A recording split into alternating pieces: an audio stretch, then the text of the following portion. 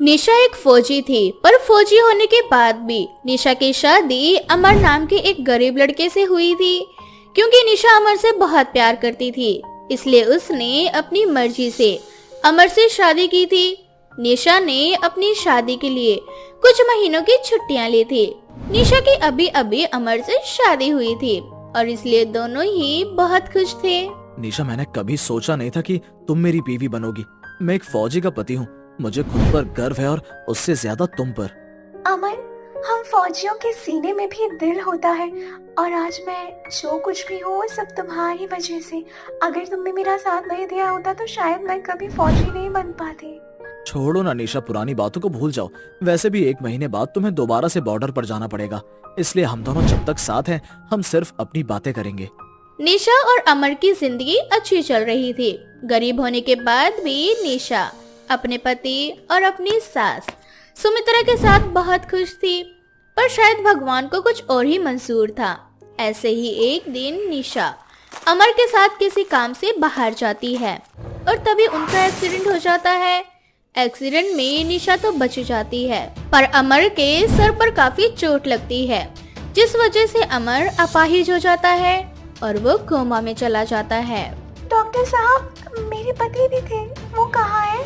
माफ करना निशा जी, पर आपके पति अब कभी अपने पैरों पर चल नहीं सकते और वो इस समय कोमा में है। डॉक्टर की आवाज सुनकर निशा के पैरों तले जमीन खिसक जाती है और कुछ दिनों बाद निशा अपने पति के साथ घर जाती है, जहां सुमित्रा निशा से कहती है, बहू, ये अमर को क्या हो गया? हे भगवान, तूने मेरे बेटे के साथ ये सब क्या किया? उसने तो अभी ही अपनी जिंदगी जीना शुरू किया था, और अगर तुझे ऐसा ही कुछ करना था तो मेरे साथ करता ना। मैंने तो अपनी पूरी दुनिया देख ली, लेकिन मेरे बेटे के सामने तो उसकी पूरी जिंदगी पड़ी हुई थी। मेरी बहू के हाथों की मेहंदी भी नहीं छूटी और तूने उसके जीवन में इतना बड़ा दुख ला दिया। आखिर क्यों किया भगवान तूने ऐसा? माँ जी, हिम्मत मत हारिए, सब ठीक हो जाएगा।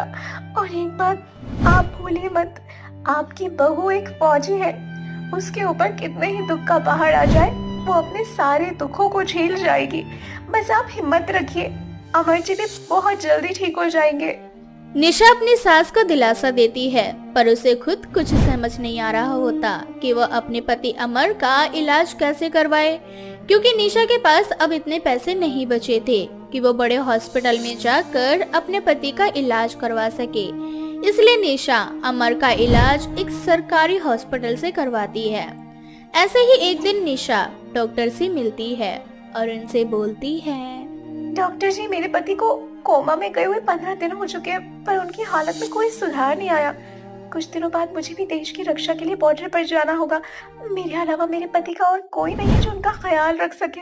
मैं चाहती थी कि सारी जिम्मेदारी माँ जी के ऊपर ना आए। वो सब कुछ इतना अकेले नहीं सह पाएंगी। निशा जी, मैं आपकी बात समझ रहा हूँ, पर हम डॉक्टर भी आपकी तरह इंसान हैं। हमारे हाथों में कुछ नहीं लिखा, सब कुछ तो भगवान का किया होता है। मैं तो फिर भी आपको यही कहूंगा कि अगर आप अमर जी का बड़े हॉस्पिटल में इलाज करवाएं तो शायद वो जल्दी से ठीक हो जाए। इतना बोलकर डॉक्टर्स वहाँ से चले जाते हैं। निशा को कुछ समझ नहीं आ रहा होता कि वो क्या करे। देखते ही देखते इसी तरह से 1 हफ्ते और बीत जाते हैं और एक दिन अचानक निशा के पास एक फोन आता है और उसे पता चलता है कि उसकी छुट्टी रद्द की जाती है। अब क्या था, निशा एक फौजी थी, उसके देश को उसकी जरूरत थी, इसलिए निशा अपना सारा दुख भूलकर बॉर्डर पर जाने के लिए तैयार होने लगती है। और तभी वहाँ सुमित्रा आ जाती है। बहू, तूने ये कपड़े क्यों पहन लिए? अभी तो तेरी छुट्टी बची हुई है ना, और तूने तो कहा था कि तू छुट्टी पर यहीं रहेगी महीनों तक, जब तक अमर ठीक नहीं हो जाएगा, और अचानक खुद तैयार होकर ये सब क्या है? हाँ माँ जी, क्योंकि देश को मेरी जरूरत है। अभी कुछ दिन पहले ही फोन आया था। सूत्रों के अनुसार पता चला है कि कुछ आतंकवादी हमारे देश में घुसपैठ करने की कोशिश कर रहे हैं और वहाँ पर मेरा होना बहुत जरूरी है। इसलिए मुझे सुबह होने से पहले बॉर्डर पर जाना होगा। नहीं बहू, तू अभी कहीं नहीं जाएगी, और मैं तेरी सास हूँ और इस नाते मैं तुझे घर से बाहर बिल्कुल भी नहीं जाने दूंगी।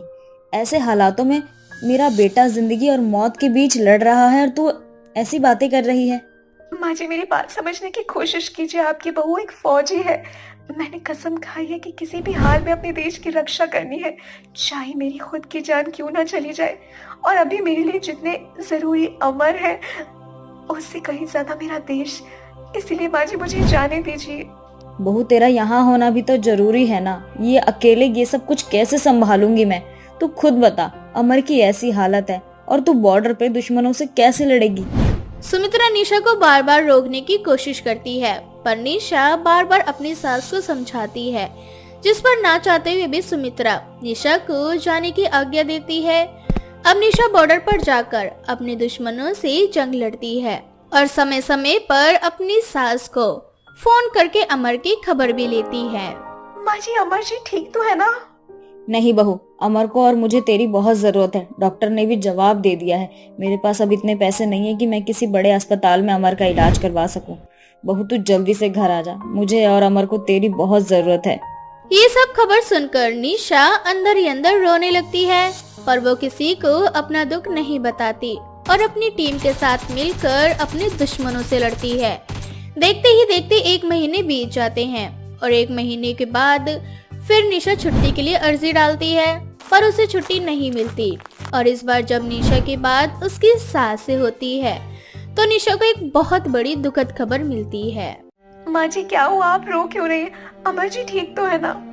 बहू, हमारा अमर हमारे बीच नहीं रहा। तेरा सुहाग उजड़ गया। तू जल्दी से घर आ जा ताकि अपने पति की आखिरी झलक देख सके तू। ये खबर सुनते ही निशा के सामने अंधेरा छा जाता है और वो बेहोश हो जाती है। कुछ देर बाद जब उसकी आंख खुलती है तो वो खुद को आर्मी कैंप में पाती है, जो खुद को संभाल नहीं पाती। पर वो करती भी क्या, उसके सामने उसकी देश की जिम्मेदारी थी। निशा अपना सारा दुख भूलकर एक बार फिर से उठ खड़ी होती है और अपने दुश्मनों को इस बार मुंह तोड़ जवाब देती है, जिसके बाद निशा को छुट्टी मिल जाती है। पर जब तक निशा अपने घर आती, उसके पति का अंतिम संस्कार हो चुका था और निशा एक आखिरी बार अपने पति को अलविदा भी नहीं कर पाती। बहू, तूने आने में बहुत देरी कर दी। अमर की चिता ठंडी हो चुकी है। अब हमारा अमर हमारे बीच नहीं रहा। हे भगवान, तूने मेरी किस्मत में क्या लिखा है? आखिर मेरी किस्मत में इतना दुख क्यों है? मैं अपने पति को आखिरी बार देख भी ना सकी। निशा के ऊपर दुखों का पहाड़ टूटा है, पर निशा हार नहीं मानती और अमर के गुजर जाने के बाद निशा अपनी नौकरी छोड़ देती है और अपनी सास के साथ एक साधारण जीवन जीती है। फौजी चुड़ैल आ जाती है और फौजी चुड़ैल मुखिया को उल्टा पेड़ पर लटका देती है और सबके सामने कहती है, ए मुखिया, तेरा बेटा 1 नंबर का निहायती बदतमीज लड़का था। उसने सबसे पहले मेरी जान ली। वो गांव की बहुत सी लड़कियों के साथ जबरदस्ती किया करता था, इसीलिए मैंने उसे मौत के घाट उतार दिया। ये सब कुछ बताकर चुड़ैल हमेशा हमेशा के लिए वहाँ से चली जाती है, जिसके बाद गांव के लोग मुखिया को मारना पीटना शुरू कर देते हैं। मुखिया किसी तरीके से खुद को बचाता है और वहाँ से भाग जाता है।